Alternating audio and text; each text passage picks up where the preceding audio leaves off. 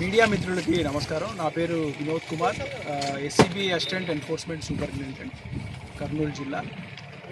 ఇదివరకు అక్రమ మద్యం తరలిస్తూ పట్టుబడిన ఈ కాంట్రాబ్యాండ్ ఏదైతే ఉందో, కాంట్రాబ్యాండ్ అంటే ఈ నాటుసారా కానీ లేకపోతే ఎన్డీపీఎల్ డ్యూటీ చెల్లించని మద్యం కర్ణాటక నుంచి వచ్చింది, ఇతర రాష్ట్రాల నుంచి వచ్చింది, వాటిని ఈరోజు డిస్ట్రక్షన్ చేయడం జరుగుతుంది.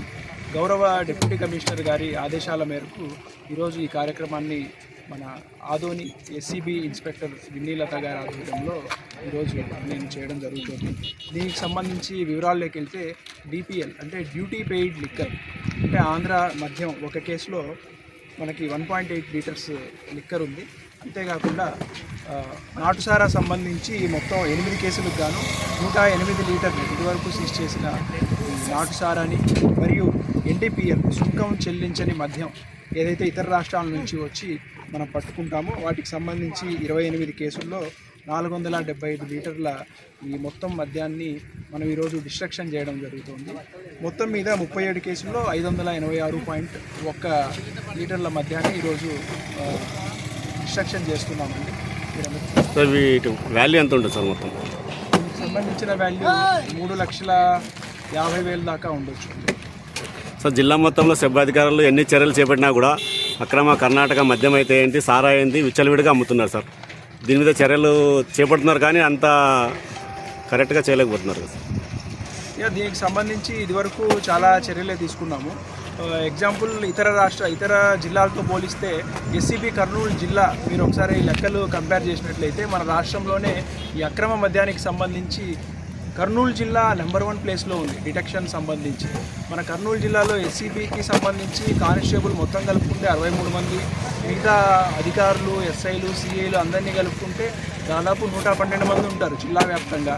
అయినప్పటికీ చాలా లిమిటెడ్ స్టాఫ్తో హ్యూజ్ వర్క్ని మనం చేయడం జరుగుతుంది. అంతేకాకుండా ఈ చెక్ పోస్ట్ని మనకు 7 చెక్ పోస్టులు ఉన్నాయి బార్డర్స్లో, వీటిని స్ట్రెంథెన్ చేయడం జరుగుతుంది. అక్కడ కూడా 24/7 పనిచేయడం జరుగుతుంది.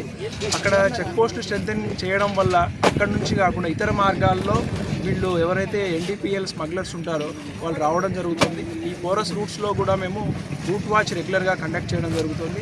దానికి సంబంధించి ఇవాళే ఒక ఆలూరులో ఒక కేసును కూడా పట్టుకోవడం జరిగింది. 54 బాక్సులకు సంబంధించి.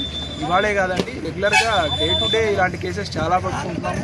మొన్న కొసిగిలో పట్టాము, మళ్ళీ ఆదోన్లో 12 బాక్సెస్ నిన్న కూడా పట్టుకోవడం జరిగింది.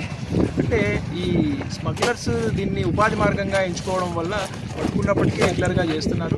దీనికి సంబంధించి డిపార్ట్మెంట్ నుంచి కూడా చాలా స్ట్రింజెంట్ యాక్షన్స్ జరుగుతూ ఉన్నాయి. ఇదివరకు కూడా పట్టుబడిన కేసుల్లో ఈ ముద్దాయిలందరికీ మనం బైండ్ ఓవర్ కూడా చేయడం జరిగింది. ఈ బైండ్ ఓవర్స్ రీచ్ చేసిన వాళ్ళతో మళ్ళీ దాదాపు 40,000 రూపాయల వరకు మనం అమౌంట్ కట్టించడం జరుగుతుంది.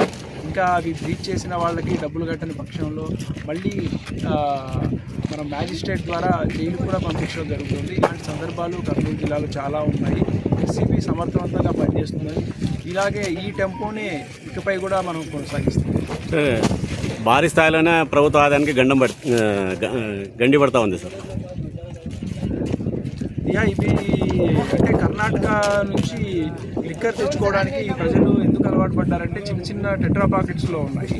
ఆ టెట్రా ప్యాకెట్స్ మనకు ఇవన్నీ పాలసీ గురించి మనం మాట్లాడుకోవాల్సి వస్తుంది. ప్రభుత్వం డిసైడ్ చేసిన ప్రకారము ఈ ప్యాకెట్స్ అయితే ఏంటి, ఈ మద్యం బాటిల్స్ ఇవన్నీ ప్రభుత్వం డిసైడ్ చేయాల్సి ఉంటుంది. వాటి నేపథ్యంలో మనం ఇవన్నీ మాట్లాడుకోవాలండి.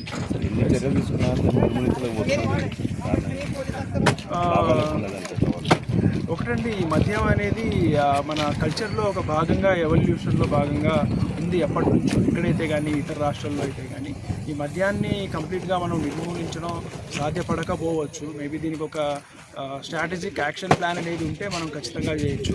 ఇది 1 నెల 2 నెలల్లో వచ్చే మార్పు కాదండి. దీనికి కొన్ని నెలలు మనం ఎక్సర్సైజ్ చేసి ఒక కార్యాచరణ ప్రణాళిక తీసుకుంటే దీన్ని నిర్మూలించే అవకాశం ఉంటుంది. అయితే మీరు అన్నట్టు ఈ కర్ణాటక మద్యాన్ని డెఫినెట్గా మాకు తెలిసి చాలా వరకు నిర్మూలించగలిగాము. దానికి సంబంధించి డిస్ట్రక్షన్ మీరు చూస్తున్నారు. ఇవన్నీ మేము అక్రమంగా పట్టుబడిన మద్యానికి సంబంధించినవే. ఇకపై కూడా ఇలాంటివే చేస్తాం తప్పకుండా. కొన్ని పొలిటికల్ ఇన్వాల్వ్మెంట్తోనే చాలా మటుకు అక్రమ కర్ణాటక మద్యం ఏపీలోకి వస్తూ ఉంది సార్.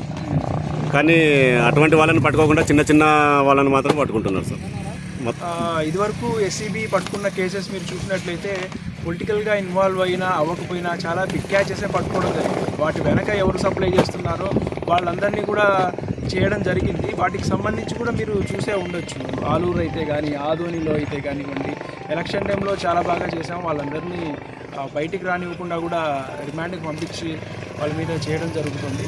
ఈ కేసులు ఏమైతే ఉన్నాయో, ఎవరైతే రిమాండ్కి వెళ్ళిన వాళ్ళందరూ బెయిల్ మీద బయటకు వస్తుంటారు కదా, వాటి మీద మళ్ళీ ప్రాపర్గా ఇన్వెస్టిగేషన్ జరుగుతూ ఉంది. ఛార్జ్షీట్ దాఖలైన తర్వాత కేసు ప్రూవ్ అయితే డెఫినెట్గా వాళ్ళందరూ లోపలికి వెళ్ళే అవకాశం ఉంది.